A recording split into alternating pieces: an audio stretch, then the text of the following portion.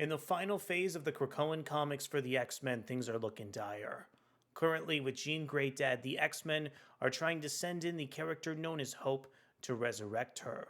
And in the meanwhile, the all-powerful being known as Enigma is currently messing with the timeline trying to prevent Hope from being born. My name is Ariko Braddock, and today, let's go ahead and preview the final issue of X-Men Forever. But before we get deeper into the video, I want to encourage you to consider subscribing to the channel and hitting the like button over on our video. And Forever. Our secrets, sinister or otherwise, are over.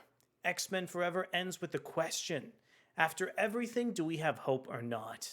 From between the pages of Immortal X-Men and Rise of the Powers of 10, the final secrets of the Krakoan Age are revealed here.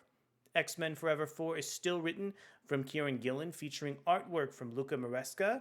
We have colors from Federico Blee, letters from VC's Clayton Cowles, and design coming in from Tom Muller, Jay Bowen, and Kat Gregorowicz. In addition, here the really epic and climactic cover from X-Men Forever issue 4 is still illustrated over from Mark Brooks. I love the triumphant way that Hope shows her silhouette of the Phoenix in the background here. Want to extend a big thank you over to Adventures in Poor Taste and preview some of the opening pages in X-Men Forever coming in from Luca Maresca. I was really taken with the way that Luca Maresca was able to illustrate the landscape seen in this image, and it reminded me so much of some of Lucas Wernick's interior artwork over on Immortal X-Men. This first sequence over in X-Men Forever features a really climactic conversation between the characters of Destiny and Mr. Sinister. I really found that Maresca's facial expressions for both these characters were incredibly epic, and there were some great plot reveals stemming from just this conversation alone. It was incredibly engrossing to see Mr. Sinister actually call out so much of Destiny's behavior from the last couple years of Krakoan X-Men comics. Destiny has focused way too much on the death of her lover Mystique due to the fact that she's able to see so many things from different timelines. I thought this was such a creative way to approach some of the recent characterization from Destiny, and a great plot reveal over from Kieran Gillen in the issue. For me, another incredibly epic piece of X-Men Forever is the reestablishment of the relationship between Mystique and Destiny. Watching Destiny kind of come to her senses after that really climactic conversation with Sinister and once again join forces over with Mystique is incredibly climactic. I especially love the call out over to Immortal X-Men seen on this page here. This is also one story moment that Luca Maresca is able to capture so well over from Kieran Gillen's script. I think so much of the panel bleeds and just tense facial expressions over from Destiny, and some of these final panels really evoke the greatness on this scene here. Also in the background, the plot thread over with Hope and the character of Legion, who's characterized through some of Hope's arsenal, is incredibly interesting as well.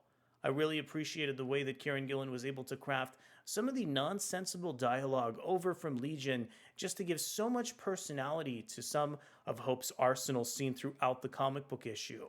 I was really shocked to see that X-Men Forever carried a stronger coda to the storyline involving Destiny, Mystique, and Nightcrawler than X-Men Forever 3.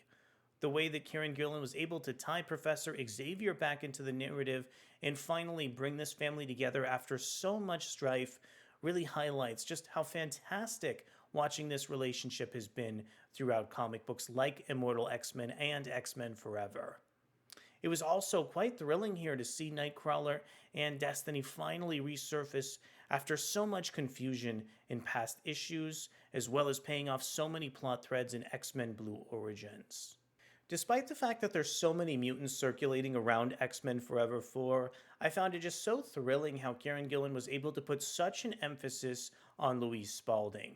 Watching some of Louise Spaulding's really tense conversations with both Sinister and Jean Grey just fueled so much of the subtext and plot behind the comic book, and I found it just a really cathartic way to end Immortal X-Men and the X-Men Forever miniseries. So at the end of the day here, I really think that Marvel Comics' X-Men Forever was able to nail just so many pieces of characterization and serve as a really fitting coda over for Immortal X-Men. Watching Kieran Gillen sunset some of the relationships with characters like Destiny and Mystique was so thrilling over in the comic book.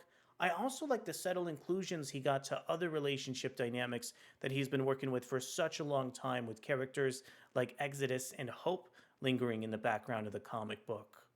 Thank you so much for coming to check out our video review over on X-Men Forever 4. We'll be back really soon here to cover the final days of Krakoa and the end of Marvel Comics' dual miniseries of Fall of the House of X and Rise of the Powers of 10. Thanks so much, and I'll see you soon. Bye.